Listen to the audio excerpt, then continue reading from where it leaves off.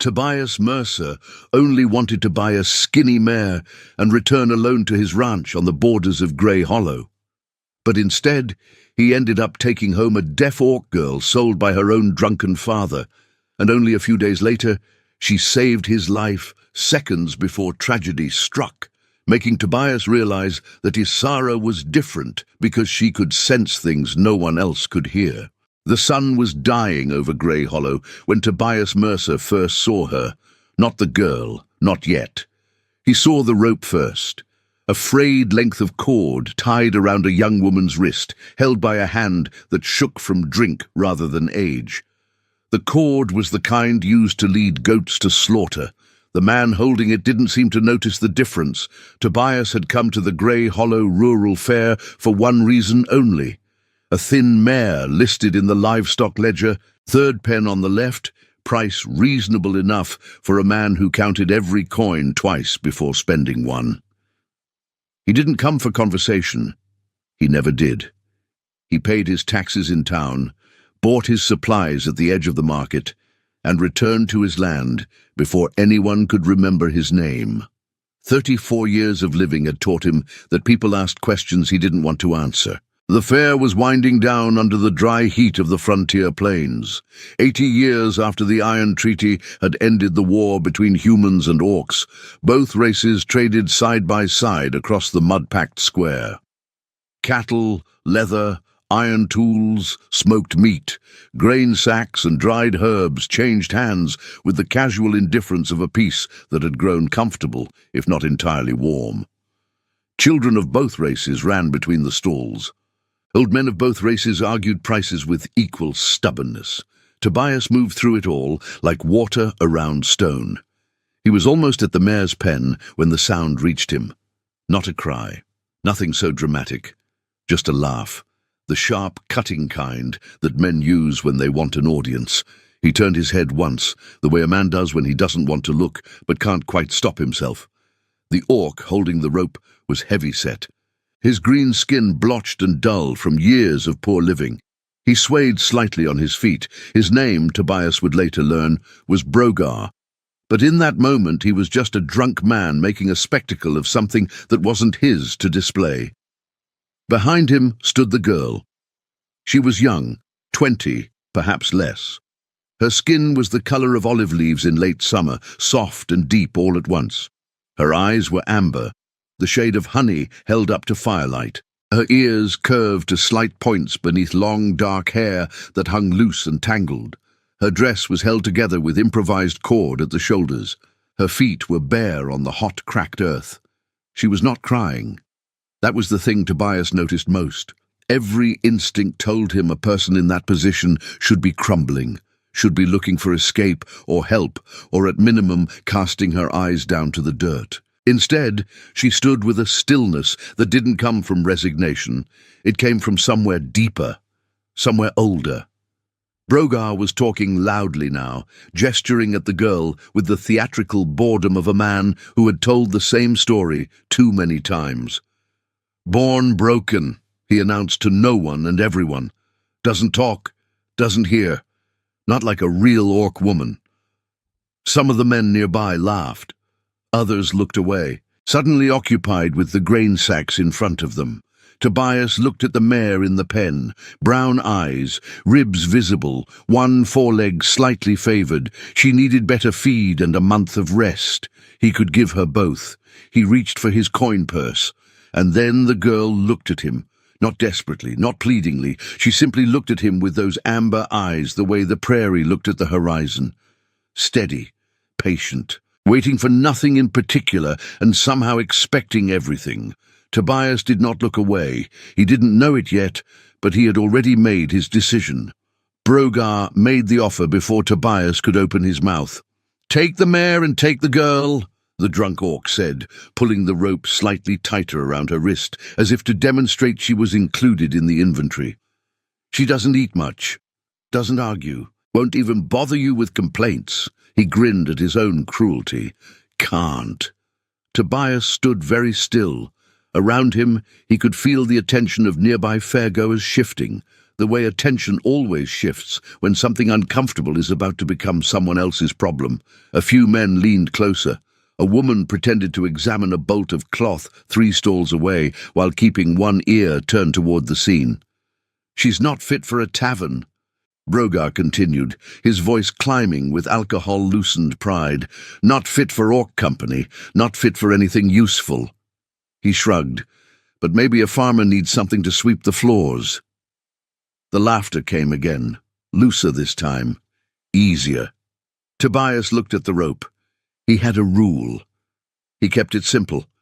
Don't get involved in other people's business. The frontier was full of hard situations and harder people. A man who spent his energy on every injustice he passed would have nothing left for the land he needed to work, the animals he needed to feed, the quiet life he had spent years building at the edge of everything. He looked at the girl again. She hadn't moved, hadn't reacted to her father's words. He couldn't tell if she truly hadn't heard them, or if she simply refused to let them reach her. Her eyes were still on him, not searching, not begging, just present, like a door left open on a still morning. Something moved in his chest that he hadn't expected. It wasn't pity. He'd felt pity before and knew its shape.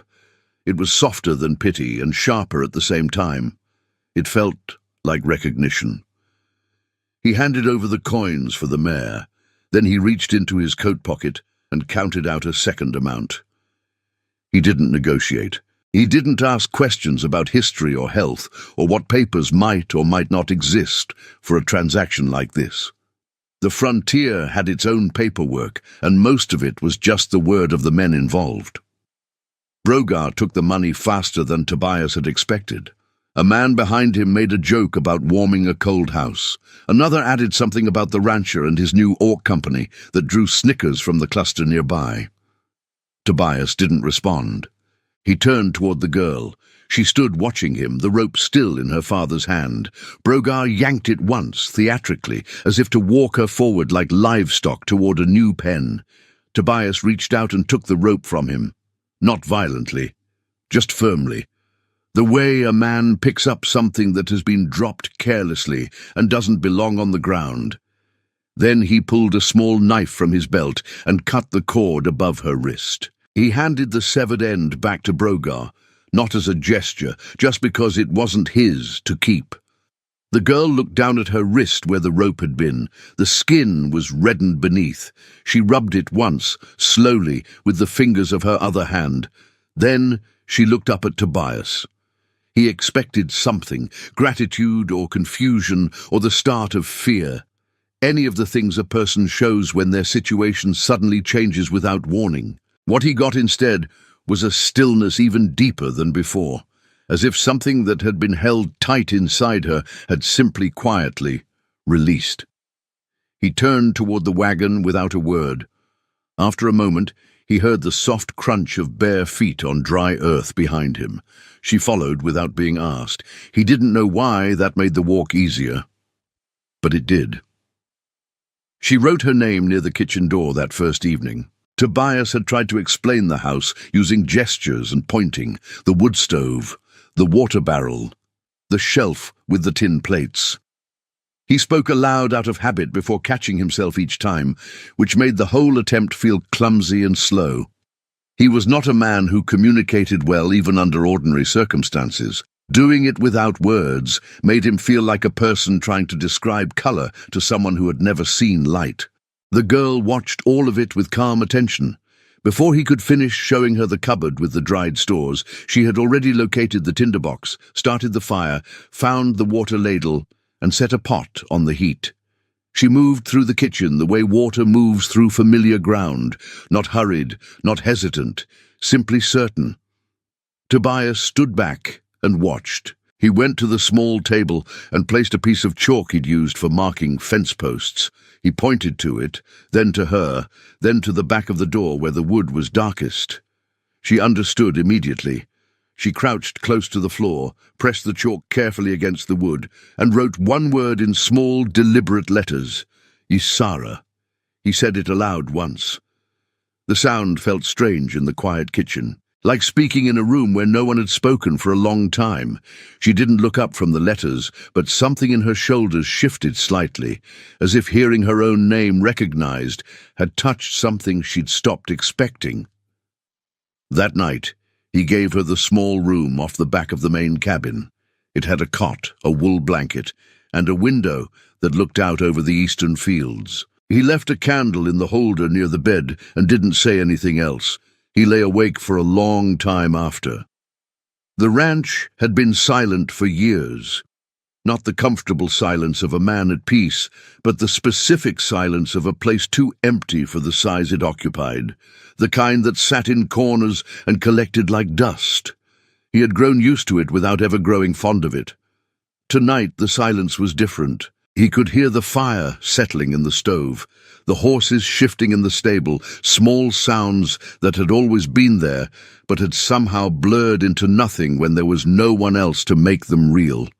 He thought about the rope, about the way Brogar had held it, about the way she had stood. He'd seen animals sold at fairs before. He'd never felt like this afterward. The next morning she was already in the stable when he arrived to begin the day's work. She had risen before him in the cold grey hour before full light, found the injured mare in her stall, and was cleaning the animal's wounds with a cloth soaked in water from the trough. Her movements were slow and deliberate. The mare, who had arrived skittish and uncertain, stood completely calm beneath her hands. Tobias watched from the stable door for a moment before stepping inside. Isara didn't startle. She simply glanced up, acknowledged him with the smallest dip of her chin, and returned to what she was doing. He began feeding the other horses.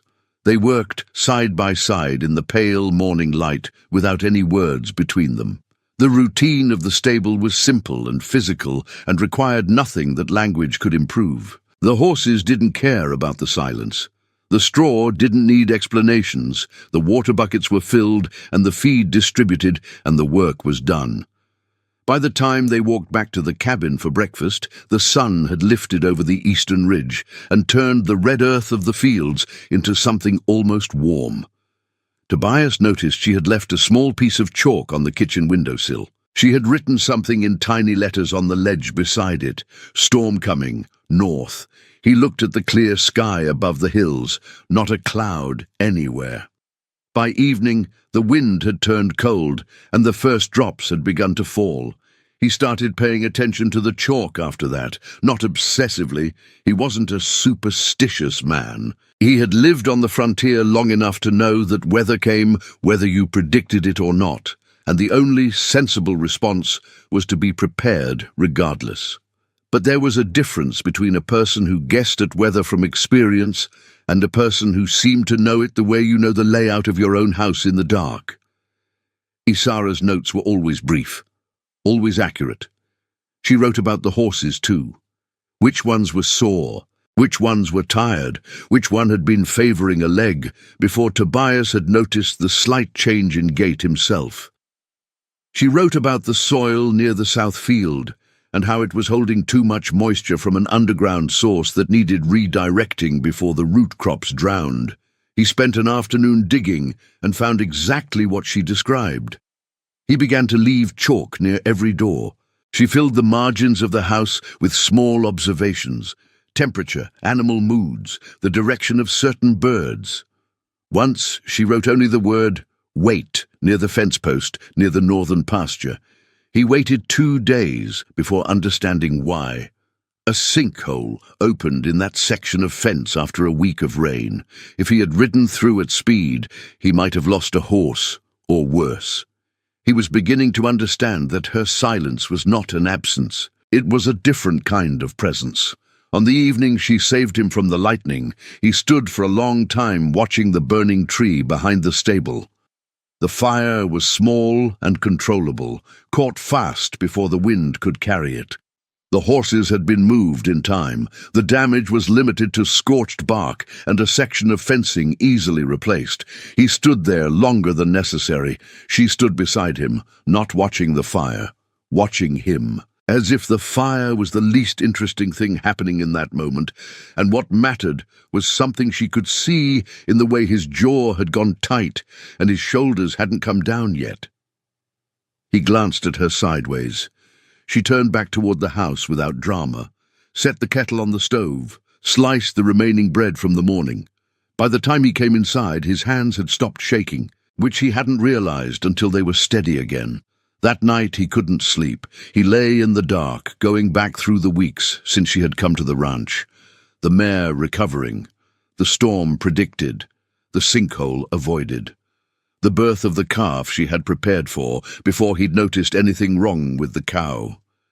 He was not a man who missed things on his own land. He had worked this ground for years and knew its patterns. She knew them faster. He thought about the fair, about the rope, about Brogar calling her broken.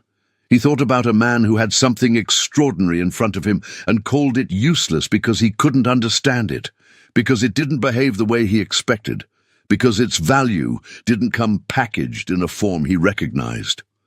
He pressed his hand against the ceiling of the dark room above his bed and felt something shift in his chest, something he hadn't let move in a long time. In the morning, he found a new message on the kitchen chalkboard. Restless night. The land is fine. You will be too. He read it twice, then set the coffee on and didn't say anything about it. But the tightness in his shoulders was gone before the sun cleared the ridge.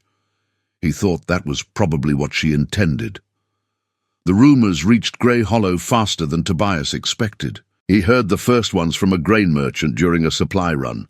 A casual comment dropped into the transaction like a stone into still water. Something about the orc girl at the Mercer Ranch. Something about animals obeying her like dogs obey a whistle. The merchant laughed as if it were a harmless observation, and Tobias paid for his grain and said nothing. But he paid attention on the way home. He passed two groups of men on the road between the market and his land. Both conversations stopped as he rode through, not aggressively. The frontier was full of small silences around things people hadn't yet decided how to feel about. He knew the shape of those pauses. That evening, Isara was at the south fence when he returned. She was crouching near the post where she had noticed the sinkhole months before, pressing her palm flat against the dry earth. He watched her for a moment before tying the horse. She rose without hurrying, brushed the dust from her hands, and walked back toward the house ahead of him. He noticed she was walking differently than she had in the weeks before, less upright, her arms slightly pulled in, her head angled down. The way a person learns to take up less space when they start feeling too visible. He didn't know how to address it without words. His sign language was still limited, built from a few months of learning and mostly filled with gaps. He could say safe and home and stay. He could ask if she was cold or tired. He did not yet know the signs for I've heard what they're saying, and I don't believe any of it. He wrote it instead. Left the paper on the kitchen table that evening after dinner, short and plain. Whatever they're saying in town, it isn't true. This is your home. She read it while he was pretending to sharpen a tool near the window. He watched her from the corner of his eye, saw her read it twice, fold it carefully along its crease, and tuck it into the pocket of her work apron. She didn't write anything back that night. But when he came down before dawn the next morning, the coffee was already made, and there was fresh bread cooling on the rack, and the fire was burning exactly right, and he understood that was her answer. The boy's recovery changed things in town.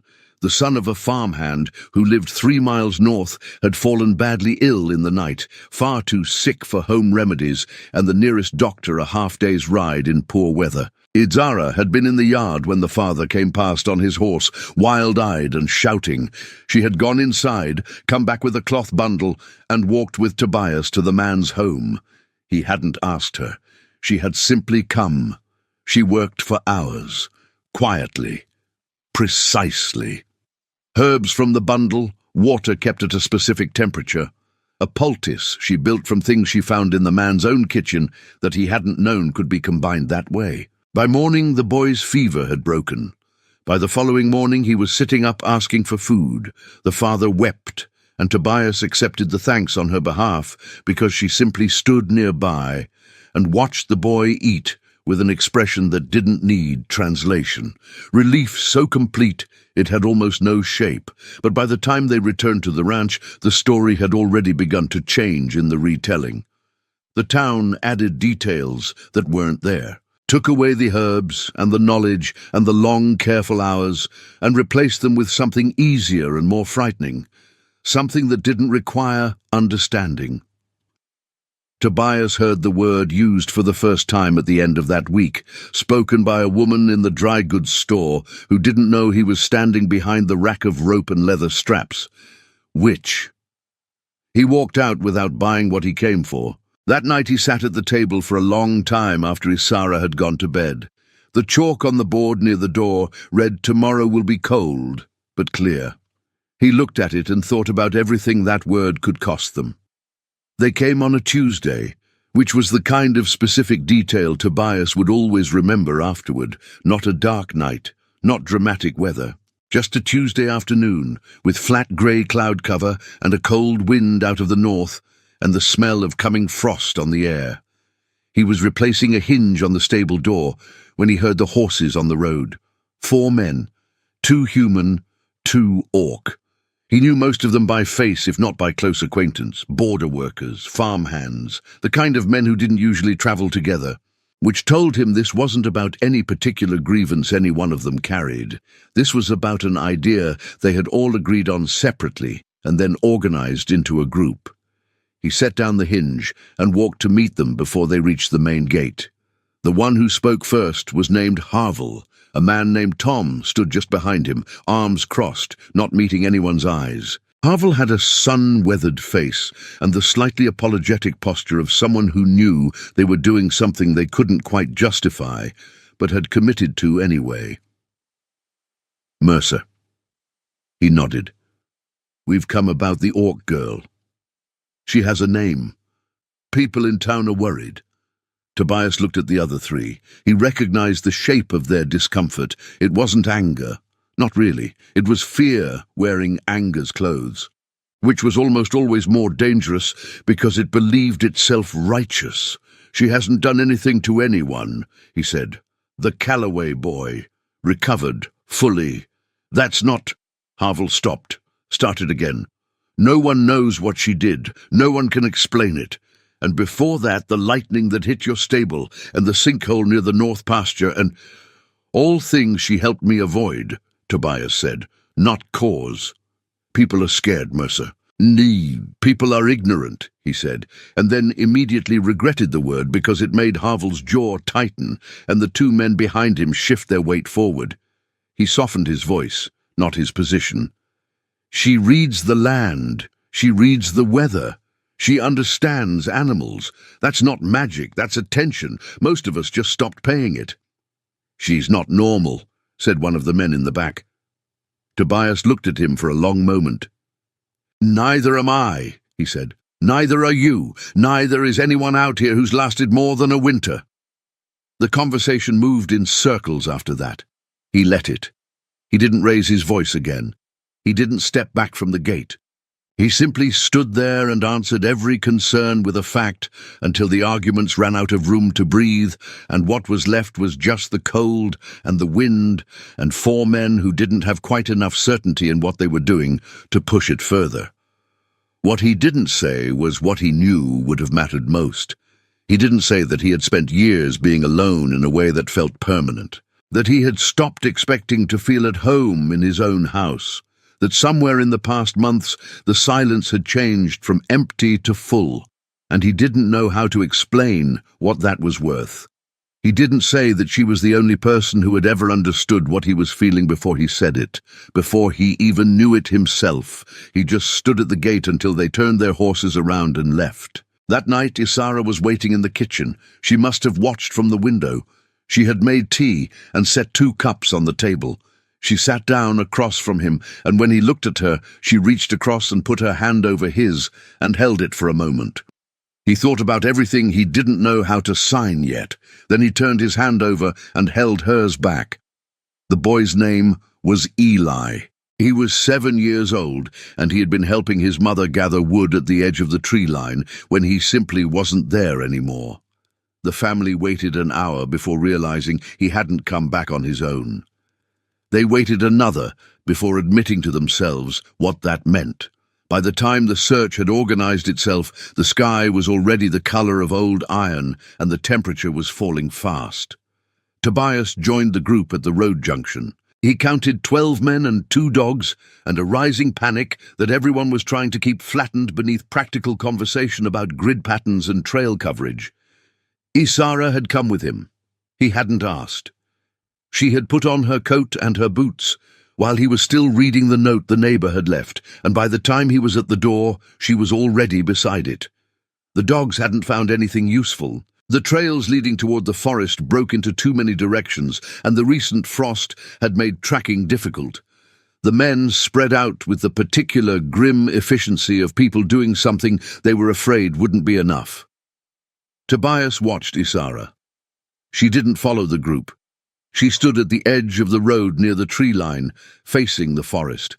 She was very still, not frozen, not hesitant. Still the way a tuning fork is still before it's struck, like something inside her was listening for a frequency no one else had thought to find.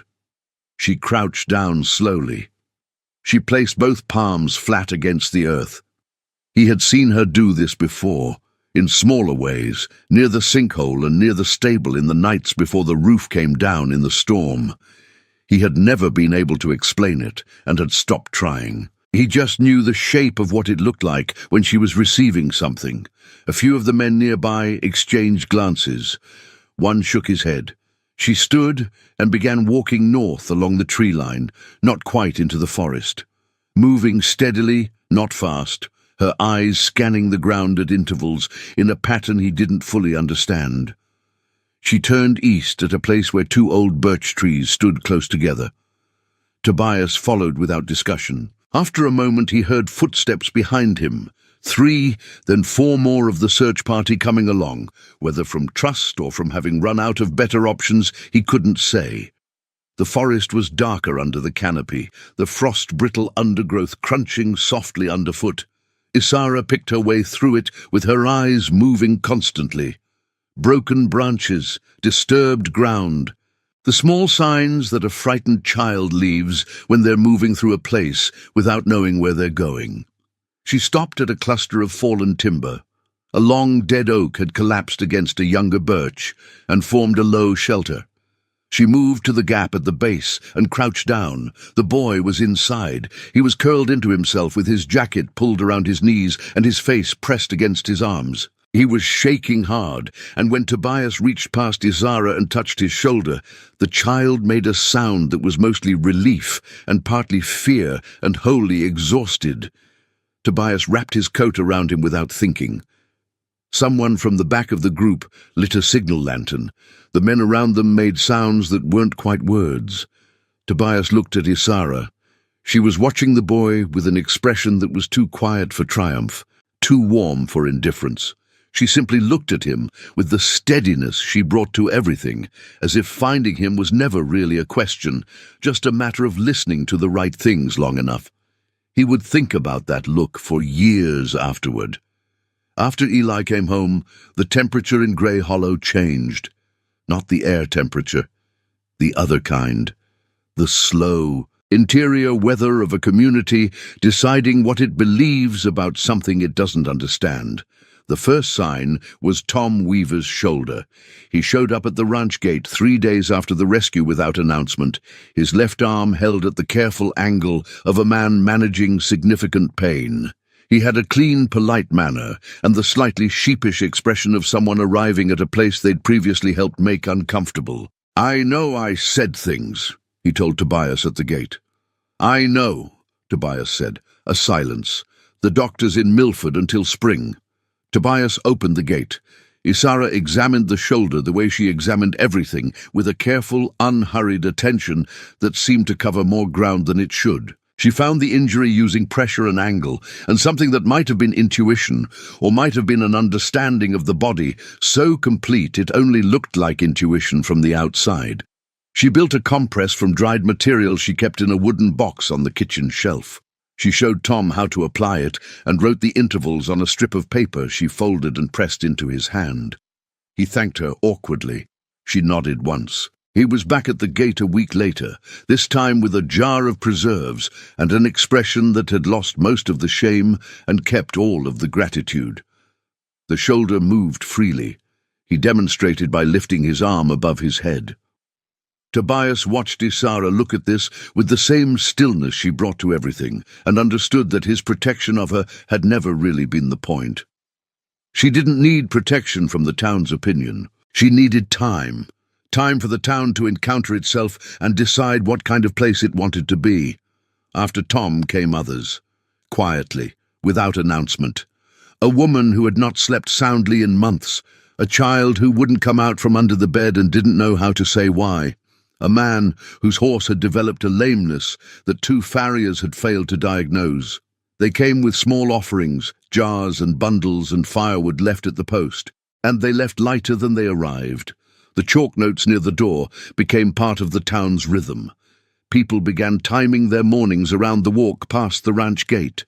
Wind from the west, good day for market travel. Hard frost by nightfall. Bring your animals in. The fear had not entirely left, but it had learned to sit next to something else, something closer to gratitude.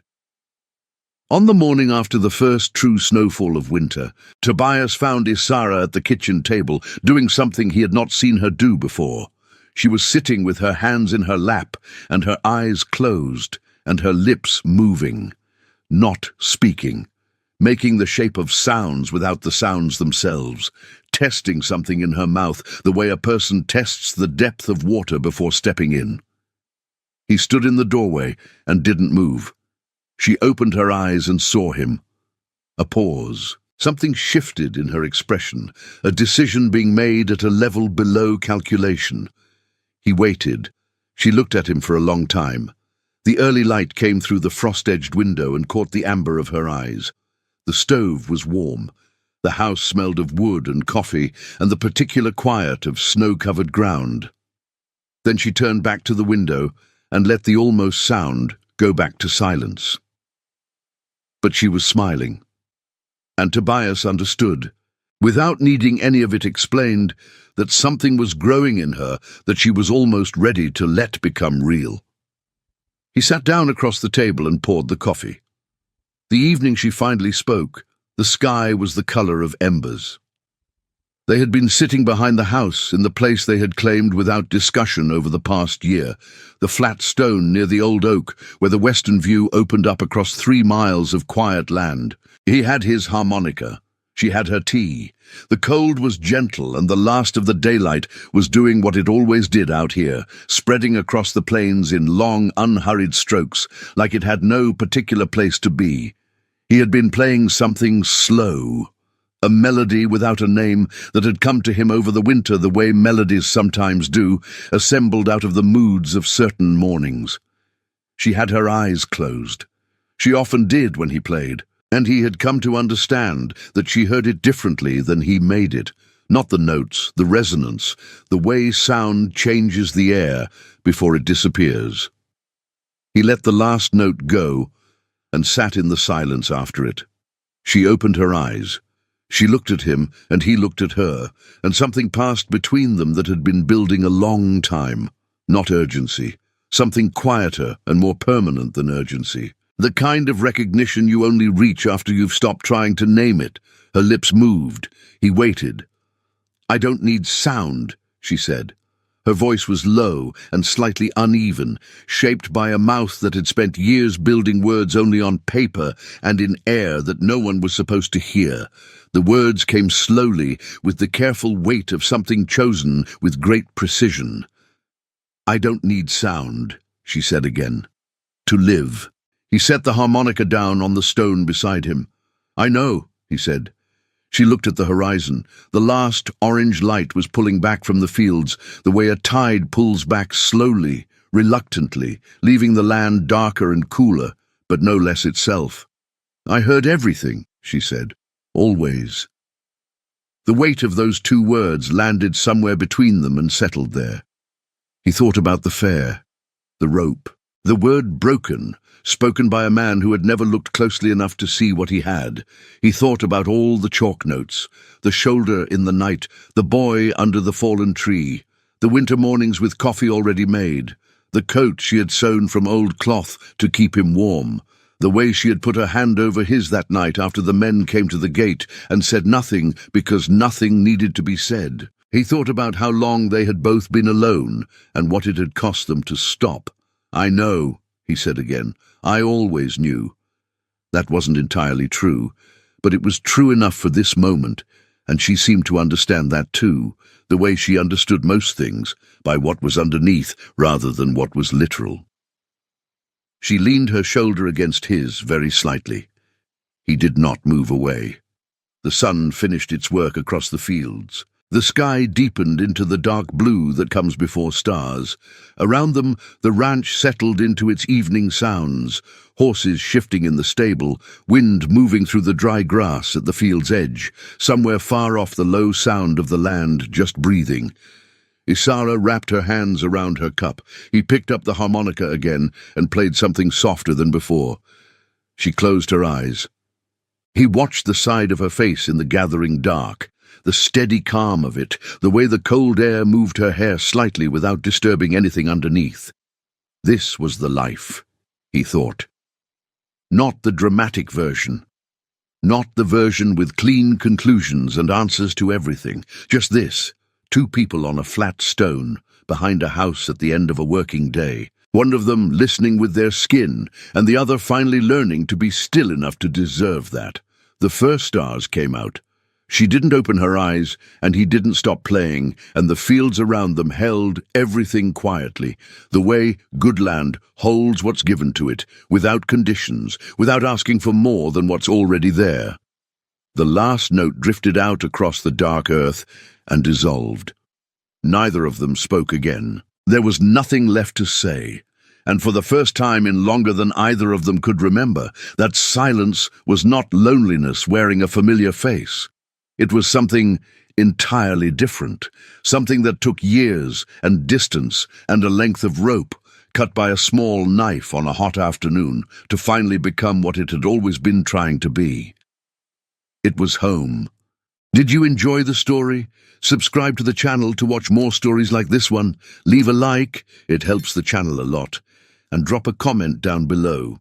I always read them and use your feedback to make our content better. Thanks so much. Orc-Bound Legacy.